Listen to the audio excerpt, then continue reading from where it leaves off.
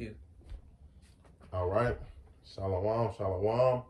First and foremost, I want to give all praise and glory to Yahweh Ba'Shem, Yahweh Shai Ba'Shem, Rakakwadash. Double honors to the apostle and great millstone that rule well, and salutations to the icon teaching that is true of the four corner of earth and true and city, living up the name of Yahweh Ba'Shem Shai and the very few sisters that listen as well, man. This the GMS Chicago camp coming with another installment. It's the brother Manakia. Brother Asher. And like we always do, we do our spiritual sit downs, and through the spirit and the power of Yahweh Shema Shai, we just want to go into how the heart is desperately wicked, man. Hey, when when you go into the word heart go into la'ah. Matter of fact, let's get the scripture. Salaki. No, you good. Let the scripture talk. It's Jeremiah 17 and 11, right? I think it's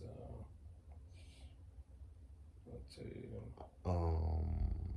9. 9, yeah, 9. Yeah. Jeremiah 17 and 9. It say the heart is deceitful above all things and desperately wicked, and who can know it, man? And when you go into this word heart, in the Hebrew, it go into la'ab, meaning the inner man, your mind, your understanding. So when you these thoughts that you have in your mind, it's wicked, man. Sometimes it'll pop in your mind to commit adultery with another man's wife, to eat pork, eat abominable food, man. Yeah. And that's why we gotta be constantly cutting this wicked flesh.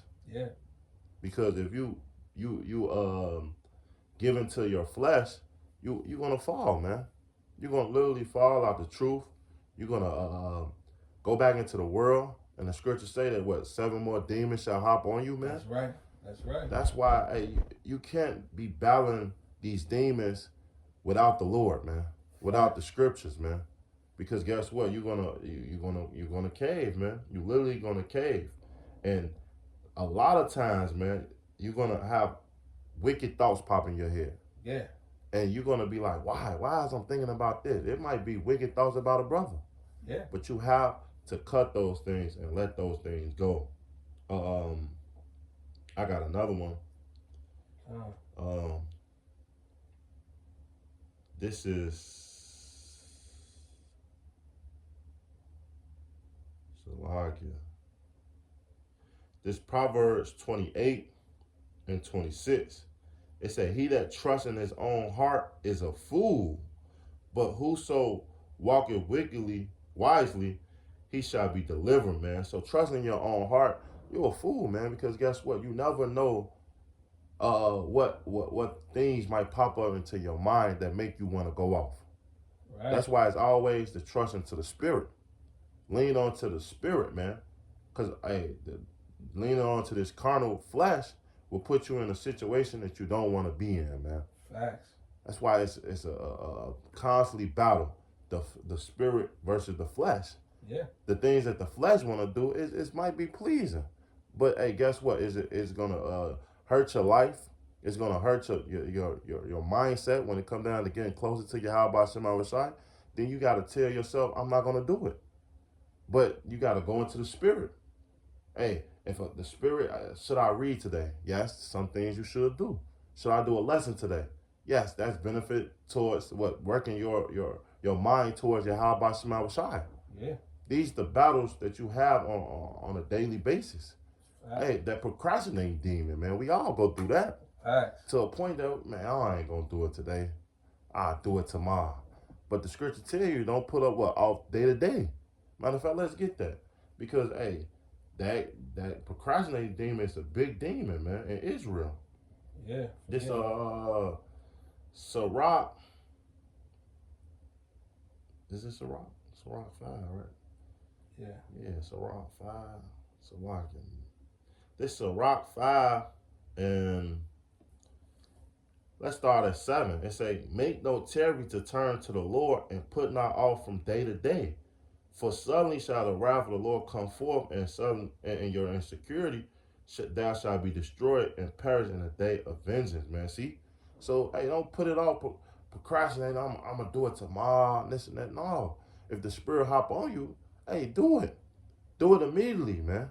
Because guess what? You never might get that. You might not get that opportunity again. Hey, you never understand how the flesh is so weak, man. All of a sudden you on your phone. Now you on Facebook or Instagram, which I don't post those apps, but you go on them apps. Now you scrolling, and you supposed to be doing a fucking lesson. Yeah. Now you're looking at all type of wickedness. Yeah. Women shaking their ass, all unnecessary things that just take you away from doing the things that you're supposed to do on a day-to-day basis, man.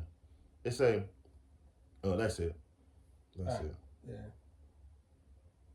Yeah, and that's and that's what it's all about. You know what I mean? This.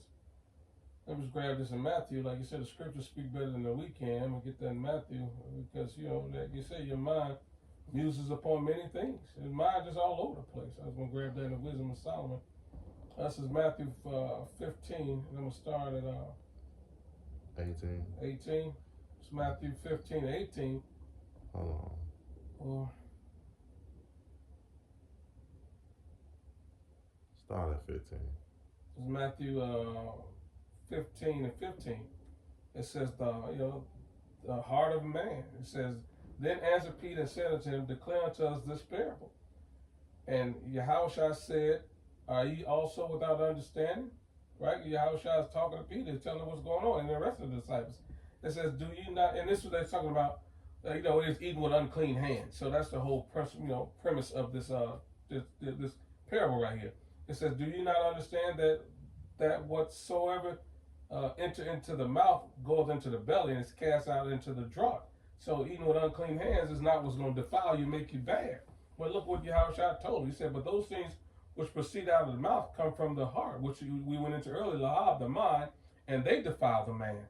So, he says, for out of the heart, you just replace that with mind, out of the mind proceed evil thoughts, murders, adulteries, fornication, thefts, false witness, blasphemies. These are things which defile a man. But to eat with unwashed hands defiles not a man. And that's the point, like the older brother's going into. Your mind muses upon anything, and it's just all over the place. And because we're in this flesh, it's subject to crazy thoughts, destructive thoughts. And like the elder brother said, if you act on those thoughts or give it too much attention, you're going to fall little by little. So your job is to maintain the course and, crucify that flesh daily and, and read these scriptures like the brother saying to keep your mind meditating on the law, statutes, commandments, how about Shai. You can't go wrong if you stay focused on him. And that's the whole point. Like you said, we speak to ourselves first and foremost. This flesh is truly weak. The spirit is willing. So, you be planning on doing something, don't get it done. Just get back up and get back to it when as fast as you can. Just stay encouraged, stay diligent. That's what you have to do. That diligence means you got to control yourself. And it's a battle. We're not saying it's easy by no means, but it's worth the fight. Stay in the fight. Do what you have to do to please Yahweh Shai so you can avoid this trouble. That's it. That's it on that. This James 1 and verse 13. It say, and it's all upon your lust. I believe, can you get that in Sirach? It tell you how many appetites. Because when you have many appetites and you're going upon your lust, you entice.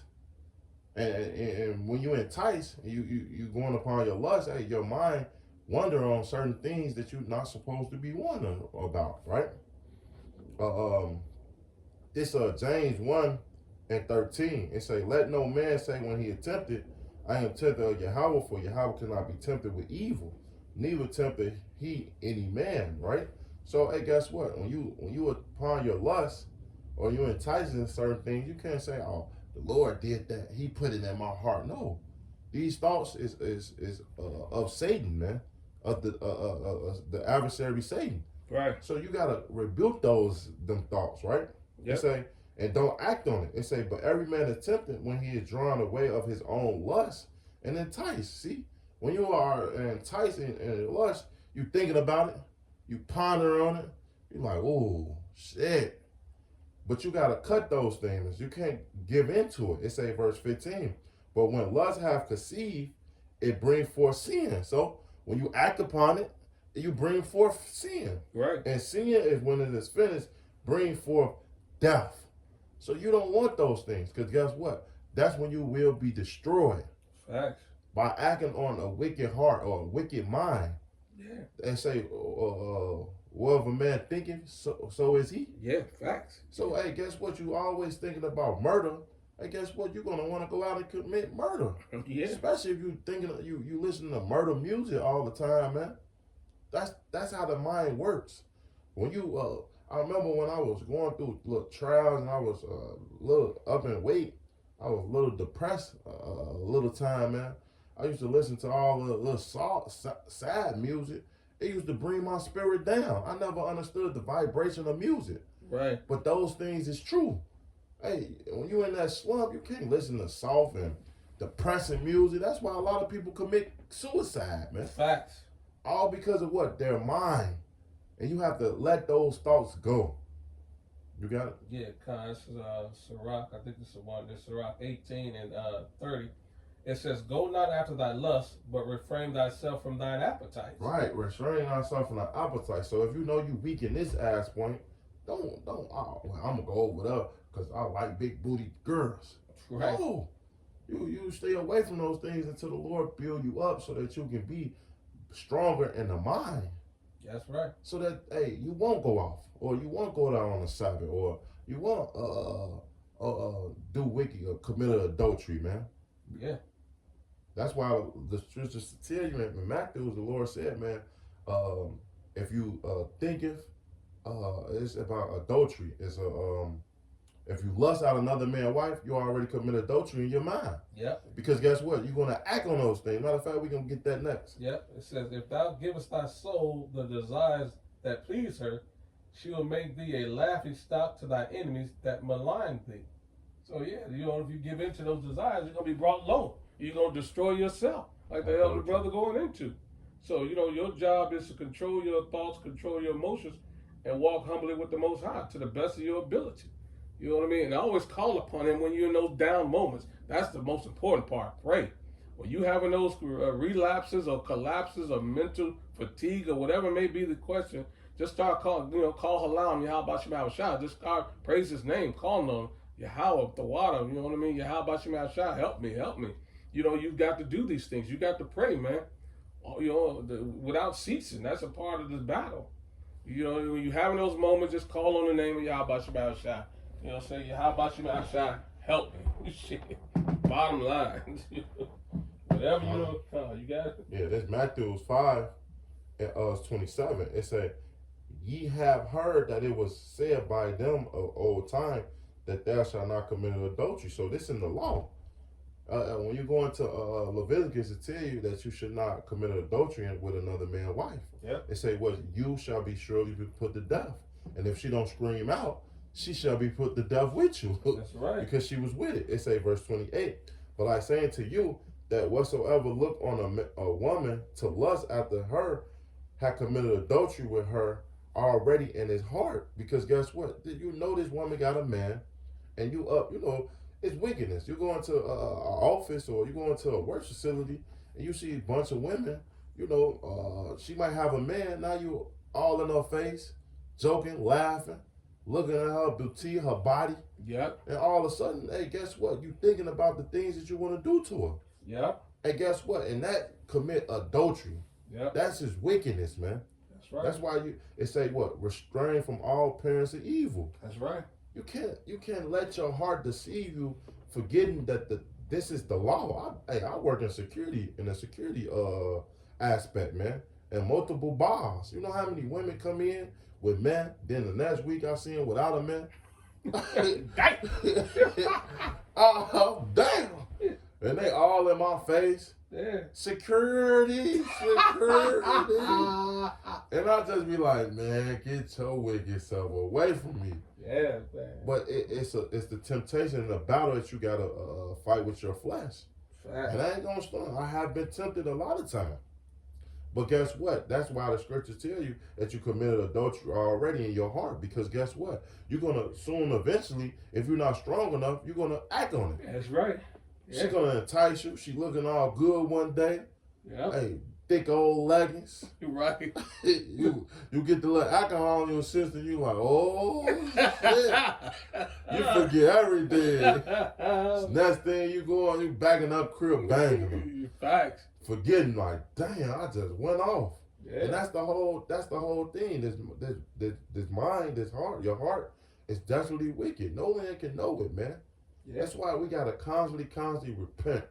Facts. Hey, pray to the Lord and say, forgive me and salakia, Lord, because guess what? These thoughts pop on our mind on a daily basis. And it's not just adultery demon, but shit, eating pork or evil thoughts against your brother. Yeah, exactly. Yeah.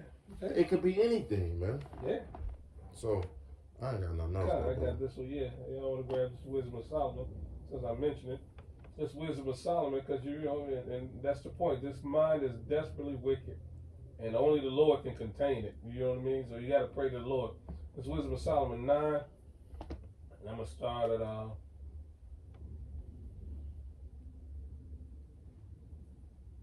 gonna start at 14. This Wisdom of Solomon 9 and 14. It says, "For the thoughts of mortal men are miserable, and our devices are but uncertain." Our mind is messed up because we separated from the Father. That's why our minds are messed up.